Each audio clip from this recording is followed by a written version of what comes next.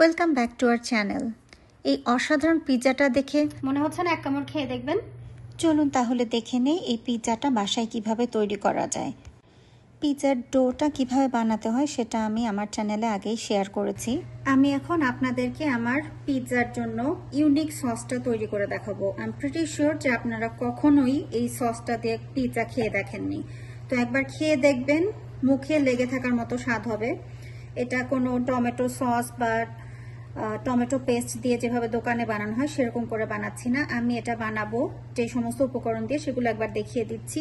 Ranch, এটা সালাদ dressing basically, tomato ketchup, এখানে আছে গোস্ট পেপার র্যাঞ্চ, এটা জাস্ট আমি একটু ঝালের জন্য দিচ্ছি। এটা যদি আপনাদের না থাকে তাহলে আপনারা ব্ল্যাক পেপার অথবা লাল মরিচের গুঁড়ো ইউজ করতে পারেন।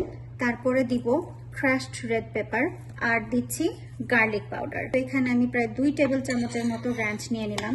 মনে রাখবেন যে এই সমস্ত ড্রেসিং গুলোতে যথেষ্ট পরিমাণে লবণ থাকে, সো লবণ চেক না করে লবণ দিবেন না সসের মধ্যে। আবার 2 টেবিল চামচ পরিমাণে আমি কেচাপ দিয়ে দিলাম। এখান থেকে যেমন মিষ্টিটাও আসবে তেমন একটা সুন্দর স্বাদও আসবে। আর এটা দিয়ে দিব আমি প্রায় 1 টেবিল চামচের মতো। এবার দিচ্ছি garlic powder, chilli flakes use করছি, এটাতেও প্রচুর ঝাল হয়। এবার আমি সবগুলো ইনগ্রেডিয়েন্টস একসাথে মিক্স করে নেব। এটা খুবই ঠিক একটা সস হবে, কিন্তু বিশ্বাস করেন এই সসটা যতজনকে আমি পিৎজা বানায় খাওয়াইছি তারা সবাই বলছে যে এটা কি সস দিয়ে বানানো, সসটা খুবই মজা।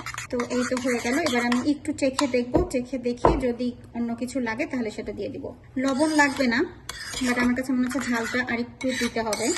আর অল্প একটু চিলি ফ্লেক্স দিব। এখানে আমি প্রায় হাফ চা চামচের মতো চিলি ফ্লেক্স দিলাম। চিলি ফ্লেক্স থেকে যত চিলি ফ্লেক্সটা অ্যাবজর্ব হবে তত ঝাল উঠবে, কাজে আমি খুব বেশি অ্যাড করছি না। এবার আপনার যদি পিৎজা বানাতে দেরি থাকে অবশ্যই এই সসটাকে ঢেকে রাখবেন, না হলে কিন্তু জমে যাবে। তো এই জিনিসটা অবশ্যই খেয়াল রাখবেন। আমি এটাকে ঢাকা দিয়ে রাখছি। সাথে আপনাদেরকে দেখিয়ে নিচ্ছি যে আমি পিৎজাতে কি কি ভেজিটেবল ইউজ করব।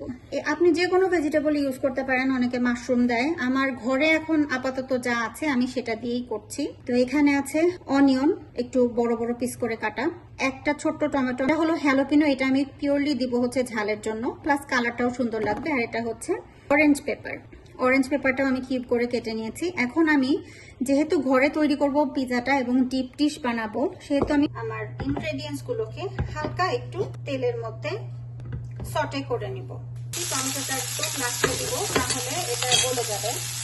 এর সাথে আমি চুলের জলটা এখন কমানো আছে, প্রথমে গরম করে নিয়ে তারপর কমাতে ফেলতে হবে এবং খুবই অল্প পরিমাণ তেল দিতে হবে। এতে একটু গার্লিক পাউডার দিচ্ছি, সামান্য একটু লবণও দিতে হবে এখানে, আর একটু ক্রাশড পেপার। এটা অনেক ঝাল ঝাল একটা পিৎজা হবে। আর যেহেতু ঘরে বানাচ্ছি কাজে আমার যেরকম পছন্দ সেরকমই তো বানাবো।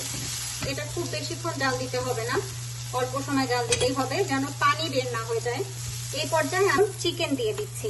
আপনারা চিকেনটা যে কোনো ভাবে দিতে পারেন, গ্রিল চিকেন দিতে পারেন। আমি এখানে মূলত কয়েকটা চিকেন নাগেট আমি এয়ার ফ্রায়ারে ভেজেছি, বাট আপনারা চিকেন নাগেট রেডিমেড কিনে আনতে পারেন, অথবা বেক করতে পারেন, অথবা ফ্রাই করতে পারেন, এয়ার ফ্রাই করতে পারেন, যেভাবেই হোক। আমি চিকেনটাও এখানে অ্যাড করে দিচ্ছি। ইটস নট নেসেসারি, কারণ এটা অলরেডি কুকড। আমি পিৎজার উপরেও দিয়ে দিতে পারতাম, বাট আমার কাছে মনে হয় এখানে দিলে এই যে এটার সাথে যে আমরা একটু মশলাগুলো অ্যাড করেছি ওইগুলো ওইটার সাথে চলে। আচ্ছা, আমি বলতে ভুলে গিয়েছিলাম, আমি চুলাটা বন্ধ করে দেওয়ার পরে ওই যে টমেটোর যে স্লাইস গুলো করেছিলাম সেটাও এই গরমের মধ্যে দিয়ে দিয়েছি। হয়ে গেল। এখন আমি এটাকে উঠিয়ে রাখবো আর ডোটা দিয়ে পিৎজার ক্রাস্ট বানিয়ে ফেলবো। তো এখন আমি চুলাতে অল্প তেল দিয়ে তাওয়া দিয়ে আসছি অলরেডি, আর ওভেনটা আমি 550 ডিগ্রি ফারেনহাইট টেম্পারেচারে গরম হতে দিয়েছি। অ্যাকচুয়ালি 500 ডিগ্রি টেম্পারেচারে, কারণ that's the highest I have. যখন স্টোরে বানানো হয় তখন কিন্তু টেম্পারেচারটা 550 ডিগ্রি ফারেনহাইটে রাখা হয়। এই সাইডটাই উপরে থাকবে। পিৎজার ডোটাকে আমি এখন ট্রান্সফার করব চুলাতে। এই যে দেখুন, আমি কাউন্টার টপ থেকে পিৎজার ডোটাকে নিয়ে এসে এখানে চুলার উপরে প্যানের ভিতরে বসিয়ে দিয়েছি। এখন এটার জাল কিন্তু হাইয়েস্ট টেম্পারেচারে দেওয়া আছে। দোকানে যখন ডিপ ডিশ পিৎজা বানানো হয় তখন কিন্তু তেলটা থাকে হচ্ছে ডোর একদম উপর পর্যন্ত। পিৎজার ক্রাস্টটা এই সম্পূর্ণ তেলটা অ্যাবজর্ব করে তৈরি হয়। তো আমি তো এত তেল খাবো না, বাসায় বানাচ্ছি, একটু হেলদি বানানোর চেষ্টা করছি এবং আমি চিজও খুব কম দিব। আর এই দেখেন পিৎজাটা ফোলা শুরু হয়েছে। এখানে টেম্পারেচারটা খুবই ইম্পর্টেন্ট, টেম্পারেচারটা বেশি রাখতে হবে। আমি কিছুক্ষণ পর পর চেক করবো যে পিৎজাটা যেন নিচ থেকে পুড়ে না যায়। আর এই যে উপর দিকে উঠছে, আমি বাতাসটা একটু বের করে দেওয়ার চেষ্টা করছি, ঘুরিয়ে দিচ্ছি। এইভাবে করে 2-3 মিনিট আমি জাল করে আরেক পাশে উল্টাই দিব। তো আমি ভিডিওটা কাটছি না, দেখতে থাকেন আপনারা। এইভাবে আরেকটা জিনিস দেখায় রাখি, আপনার ওভেনটা যেন ময়লা না হয়, এই জন্য আমি পিৎজা স্ক্রিনের উপরে অনেকটা ফয়েল পেপার দিয়ে নেব, কারণ এটা তো নিচে তেল থাকবে ক্রাস্টের নিচে। তো আমি ফয়েল পেপারটা দিয়ে তার উপর পিৎজার ক্রাস্টটা দিব। আমি এই পর্যায়ে একটু জালটা কমাই দিব, হালকা ব্রাউন কালার আসা শুরু হয়েছে। আমি উল্টাই দিচ্ছি, আপনারা দেখেন। আমি কিন্তু টপিংটা দিব অপর সাইডে। তো যেহেতু কমার্শিয়াল ওভেন না, এই কারণে আমি যতটা পারছি বাইরে থেকে গরম করে দেওয়ার চেষ্টা করছি, যাতে করে চিজ মেল্ট হতে অথবা ভিতর থেকে ক্রাস্টটা কুক হতে কোনো সমস্যা না হয়। এটা অপশনাল, না দিলেও কোনো অসুবিধা নাই, বাট এভাবে বানালে খেতে খুবই সুস্বাদু হয়। যদিও আমি এক দোকানের ডিপ ডিশটা বানাচ্ছি না, কিন্তু এটাও খেতে সাংঘাতিক মজা। একবার কিন্তু খেয়ে দেখতেই হবে আপনাদেরকে এবং আমার সাথে শেয়ার করবেন যে সেটা কেমন লাগলো। অপর সাইডটা আবার এত বেশিক্ষণ জাল দিতে হবে না। তো আমি এখন এই পর্যায়ে চুলাটা বন্ধ করে দিচ্ছি। দেখেন আমি উল্টায় দেখাচ্ছি আপনাদেরকে। ক্রাস্টটা আমি এখন ওই যে দেখালাম অ্যালুমিনিয়াম ফয়েল দিয়ে রেখেছি, ওইটার উপরে ট্রান্সফার করে দিব। যে নিয়ে আসলাম, বাস এই গরম গরম অবস্থাতেই যতটা দ্রুত পারা যায় প্রথমেই দিয়ে দিচ্ছি সস কিন্তু খুব বেশি দিব না আমি, কারণ আমাদের ক্রাঞ্চিটা ভালো লাগে। আর বেশি সস দিলে কিন্তু এদিক ওদিক দিয়ে ছড়ায় পড়ে যায়, সেটাও খেতে ভালো লাগে না। তো আমি এইটুকুই দিয়ে দিব, এর বেশি দিব না। আচ্ছা, এখন আমি যেটা করব, এইটা আপনাকে হেল্প করবে হচ্ছে টপিং গুলো পিৎজার উপরে ধরে রাখতে। তা আমি নিচে কিছু চিজ দিয়ে দিব হালকা পরিমাণে। এই চিজটা যখন মেল্ট হবে তখন আপনার যে টপিং গুলো আপনি উপরে দিবেন সেই টপিং গুলোকে ধরে রাখতে হেল্প করবে। উপরে তো চিজ দিবই আমরা, বাট নিচেও দিয়ে নিচ্ছি। আমি কম্পারেটিভলি চিজ কম ইউজ করি ফর হেলথ রিজন, বাট যদি আপনি একবারই বানান লাইফ টাইমে তাহলে ভালো মতো চিজ দিয়ে বানাবেন। এখন আমি টপিং গুলো দিয়ে দিচ্ছি। টপিং গুলো ইভেনলি স্প্রেড করার চেষ্টা করবেন, আর আমি একটু বেশি করে টপিং গুলো দিব। দোকানে গেলে তো আর এত বেশি টপিং দিয়ে দিবে না আপনাকে, আর দিলেও সেটার জন্য ডাবল টপিং, ডাবল চার্জ। তো বাসাতে নিজের পছন্দ মতো মনের মাধুরী মিশায় আপনার যত দরকার আপনি দিয়ে নেবেন, বাট এত বেশি পরিমাণে দিবেন না যে পিৎজার ক্রাস্ট সেটাকে হোল্ড করতে না পারে এবং ভেঙে পড়ে যায়, সেটা আবার ভালো হবে না। এবার আমি এই টপিং গুলোকে, নিচেও চিজ দেওয়া আছে, নিচের চিজটাও মেল্ট হবে, আবার আমি উপরেও চিজ দিব।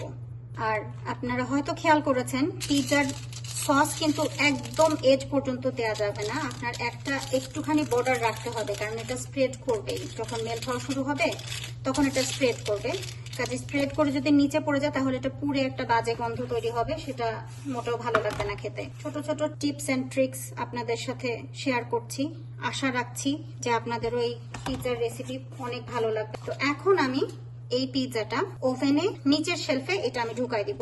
ঢুকানোর পরে আমি আপনাদেরকে দেখাচ্ছি। এটা তৈরি হতে 3-4 মিনিটের বেশি লাগে না। এই যে দেখুন, ওভেনের ভিতর ঢুকিয়ে দিলাম নিচের শেলফে 500 ডিগ্রি ফারেনহাইট টেম্পারেচার। এখন এটা বন্ধ করে দিচ্ছি। দেখুন আমাদের পিৎজাটা রেডি হয়ে গেছে। দেখেন চিজটা অলমোস্ট মেল্ট হয়ে গেছে। এই যে দেখেন নিচেরটা।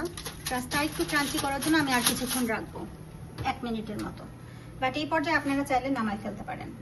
দেখুন তৈরি হয়ে গেছে আমাদের পিৎজা। এখন এই গরম গরম পিৎজাটার এজটা আমি একটু বাটার দিয়ে ঘষে দিব, এটাতে গন্ধটাও খুব সুন্দর আসে, প্লাস এজটাও একটু সফট হয়। বিশ্বাস করেন এই পিৎজার আপনারা একটা কানা করিয়েও ফেলতে চাইবেন না একবার খেলে। এখন আমরা কাটবো পিৎজাটা। আমি এখানে মাঝখান দিয়ে আগে কেটে নিব। দেখতেই তো পেয়েছেন যে অনেক বেশি পরিমাণে টপিং ইউজ করেছি আমি, কাজে আগে এখানে আমি এভাবে করে একটু ভাগ করে নিলাম, যাতে করে কাটার সময় পিৎজা কাটারের আঘাতে টপিং গুলো এদিক ওদিক হয়ে না যায়। আর কাটার সময় খেয়াল রাখবেন যেন পুরোপুরি কাটে, না হলে একটু আটকায় থাকলে কিন্তু তখন আবার পিৎজাটা তোলার সময় কষ্ট হবে।